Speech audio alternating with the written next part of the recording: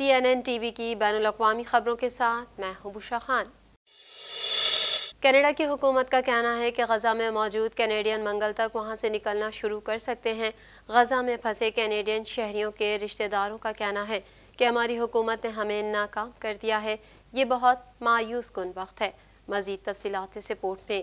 Canada کی حکومت کا کہنا ہے کہ غزہ میں موجود کینیڈین منگل تک وہاں سے نکلنا شروع کر سکتے ہیں۔ غزہ میں پھنسے کینیڈین شہریوں کے رشتہ داروں کا کہنا ہے کہ ہماری حکومت نے ہمیں ناکام کر دیا ہے، یہ بہت مایوس کن وقت ہے۔ گلوبل افیئرز کینیڈا نے کہا کہ جنگ زدہ غزہ میں موجود کینیڈین منگل کو جلد از جلد روانہ ہو سکتے ہیں، بشرطیہ کہ مصر میں سرحدی گزرگاہ دوبارہ کھل جائے۔ GAC نے ایک بیان میں کہا کینیڈا کے شہریوں، مستقل رہائشیوں اور اہل خاندان کے افراد کی روانگی اب عارضی طور پر منگل 7 نومبر سے شروع ہونے والی ہے، تاہم سرحد کی دوبارہ کھلنے تک یہ تبدیلی جاری رہے گی۔ یہ اعلان اس وقت سامنے آیا ہے جب غزہ کی پٹی کو مصر سے تقسیم کرنے والی سرحد کے ساتھ ساتھ رفح کراسنگ اور جنگ زدہ فلسطینی علاقے سے نکلنے والا واحد زمینی راستہ جو اسرائیل کے کنٹرول میں نہیں ہے، اتوار کو بند رہا۔ اس پیش رفت نے سینکڑوں کینیڈینز کو چھوڑ دیا ہے جو غزہ چھوڑنا چاہتے ہیں۔ گلوبل افیئرز کینیڈا نے پہلے انہیں بتایا تھا کہ انہیں اتوار تک مصر میں داخلے کی اجازت دی جا سکتی ہے، لیکن کراسنگ پورے ہفتے کے آخر میں بند رہی۔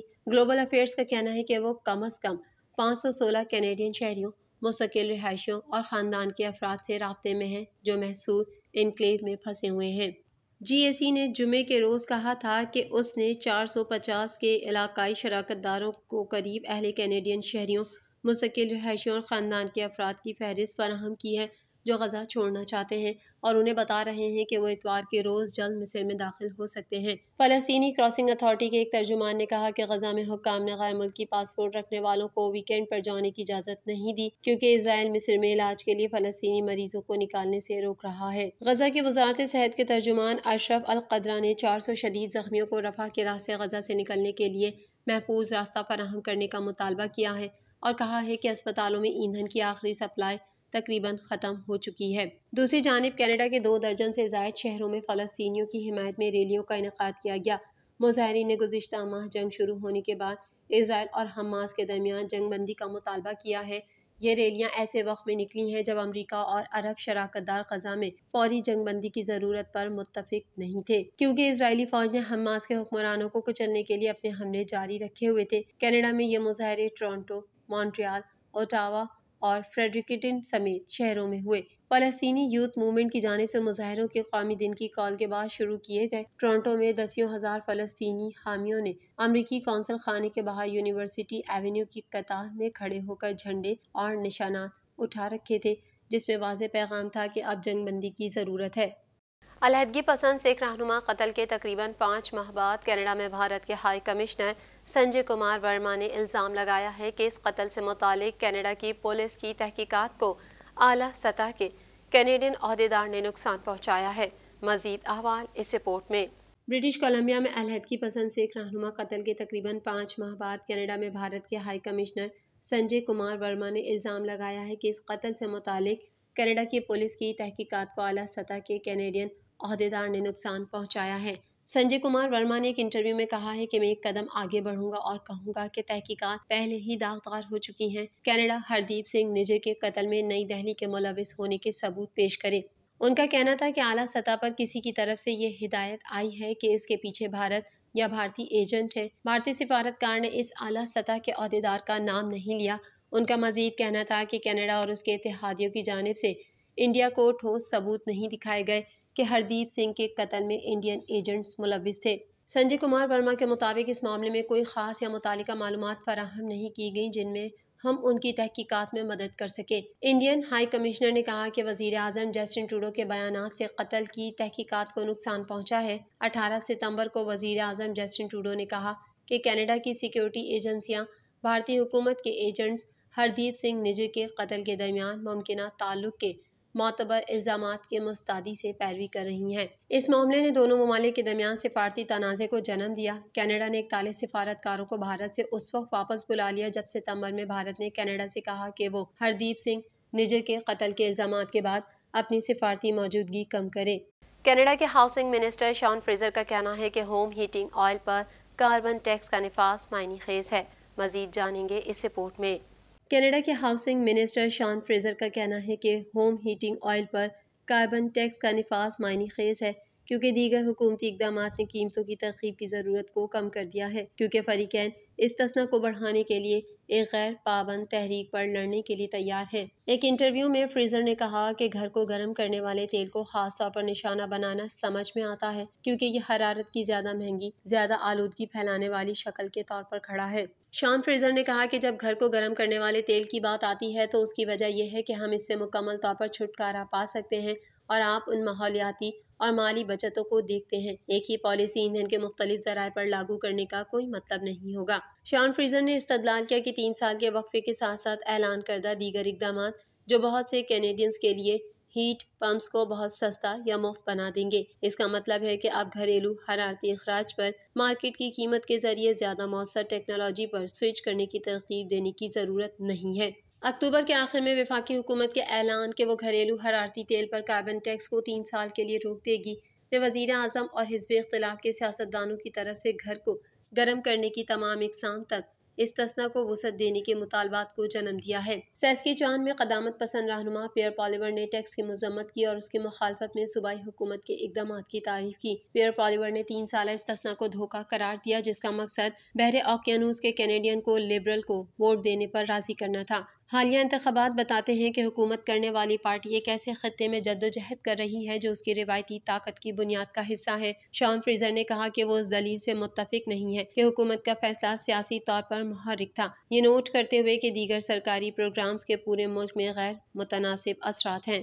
وحشی اسرائیل نے غزہ پر آگ اور بارود کی بارش کر دی۔ صہیونی فوج نے نہتے فلسطینیوں پر گزشتہ رات 2500 حملے کر دیے جس کے نتیجے میں مزید 280 فلسطینی جام شہادت نوش کر گئے۔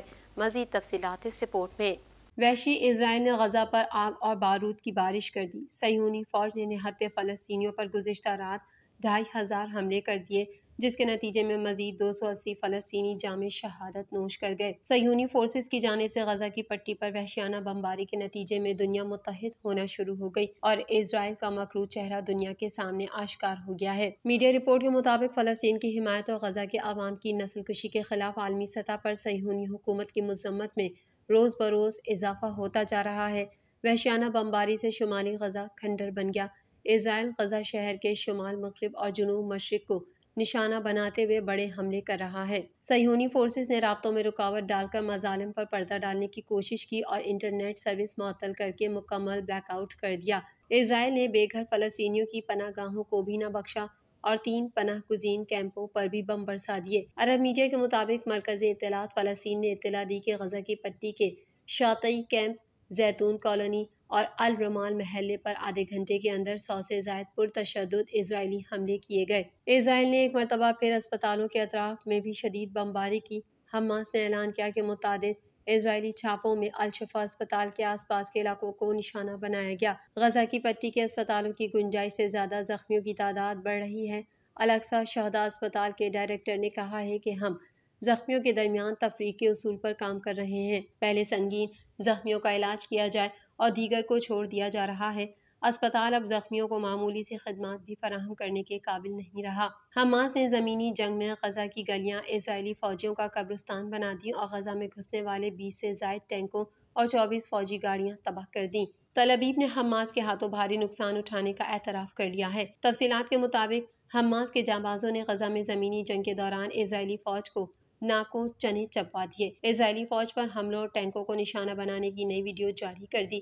ویڈیو میں 20 سے زائد ٹینکس، بلڈوزر سمیت اسرائیلی فوج کی متعدد گاڑیوں کو تباہ کرتے دیکھا جا سکتا ہے۔ تل ابیب نے حماس کے ہاتھوں بھاری نقصان اٹھانے کا اعتراف کر لیا ہے۔ اسرائیلی فوج کی جانب سے لبنان پر بھی فضائی حملہ کیا گیا جس سے 3 بچے شہید ہو گئے۔ جام شہادت نوش کرنے والے بچوں کی عمریں 8 سے 14 سال کے درمیان ہیں۔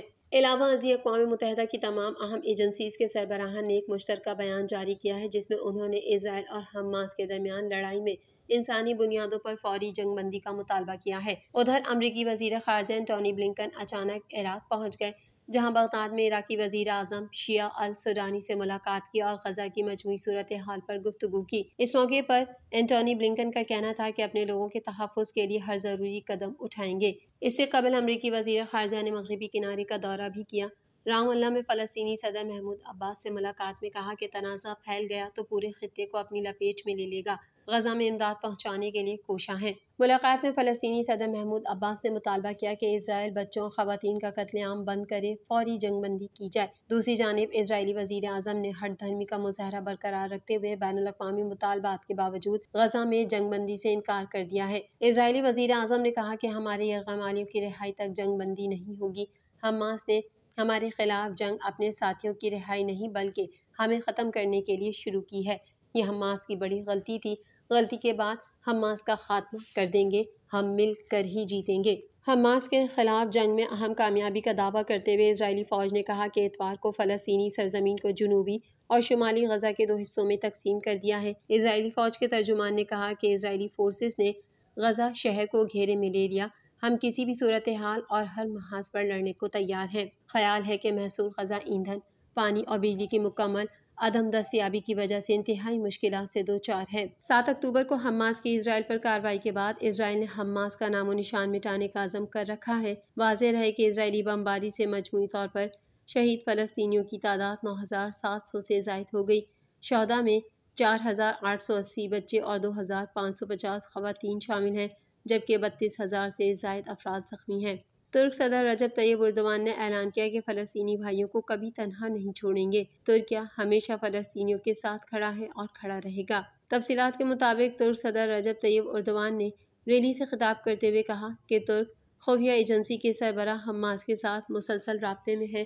فلسطینی بھائیوں کے ساتھ مل کر اسرائیلی جبر سے بچانا ہے۔ رجب طیب اردوان کا کہنا تھا کہ یہ ہماری تاریخی ذمہ داری ہے کہ اسرائیلی جرائم کو بے نقاب کریں۔ ہمارا فرض ہے کہ یروشلم کے مقدس مقامات بشمول حرم اول شریف اور دیگر مقامات کی حفاظت کریں۔ یوکرینی صدر ولادیمیر زیلنسکی نے سابق امریکی صدر ڈونلڈ ٹرمپ کی تنقید کا جواب دیتے ہوئے انہیں یوکرین کا دورہ کرنے کا مشورہ دیا ہے۔ مزید احوال اس رپورٹ میں۔ یوکرینی صدر ولادیمیر زیلنسکی نے سابق امریکی صدر ڈونلڈ ٹرمپ کی تنقید کا جواب دیتے ہوئے انہیں یوکرین کا دورہ کرنے کا مشورہ دے دیا۔ یوکرینی صدر نے حالیہ انٹرویو میں کہا کہ اگر امریکہ نے امداد کا بندوبست نہیں کیا تو جنگ میں شامل اس کے اپنے فوجی روس کے ساتھ ایک بڑے یورپی تنازع میں گر سکتے ہیں۔ میڈیا رپورٹ کے مطابق ولادیمیر زیلنسکی نے امریکہ سے مطالبہ کیا ہے کہ وہ روس کے خلاف جاری جنگ کے لیے مزید امداد فراہم کرے۔ انہوں نے کہا کہ اگر روس ہم سب کو قتل کر دیتا ہے تو پھر وہ نیٹو میں شامل ممالک پر حملہ آور ہوگا اور پھر آپ لوگ اپنے بیٹوں اور بیٹیوں کو جنگ کے لیے بھیجنے پر مجبور ہو جاؤ گے۔ انٹرویو میں ولادیمیر زیلنسکی نے سابق امریکی صدر ڈونلڈ ٹرمپ کو یوکرین کا دورہ کرنے کا مشورہ دیا تاکہ وہ اپنی آنکھوں سے جنگ ہونے والی تباہی دیکھ سکیں۔ یوکرینی صدر نے انٹرویو میں سابق صدر کو مخاطب کرتے ہوئے کہا کہ اگر وہ یہاں کا دورہ کریں تو میں 24 منٹ کے اندر انہیں جنگ کی نوعیت سمجھا سکتا ہوں جو وہ تصور نہیں کر پا رہے۔ وہ روسی صدر ولادیمیر پوتن کے ہوتے ہوئے امن نہیں لا سکتے۔ 2024 میں صدارتی دوڑ میں شامل ہونے والے ڈونلڈ ٹرمپ یوکرین کو سپورٹ کرنے پر جو بائیڈن انتظامیہ کو تنقید کا نشانہ بناتے ہیں۔ ڈونلڈ ٹرمپ کا دعویٰ ہے کہ وہ روس یوکرین جنگ 24 گھنٹے کے اندر ختم کروا سکتے ہیں۔ TNN TV کے نیوز بلیٹن میں فی الحال اتنا ہی۔ مزید خبروں اور اپڈیٹس کے لیے دیکھتے رہیے TNN TV۔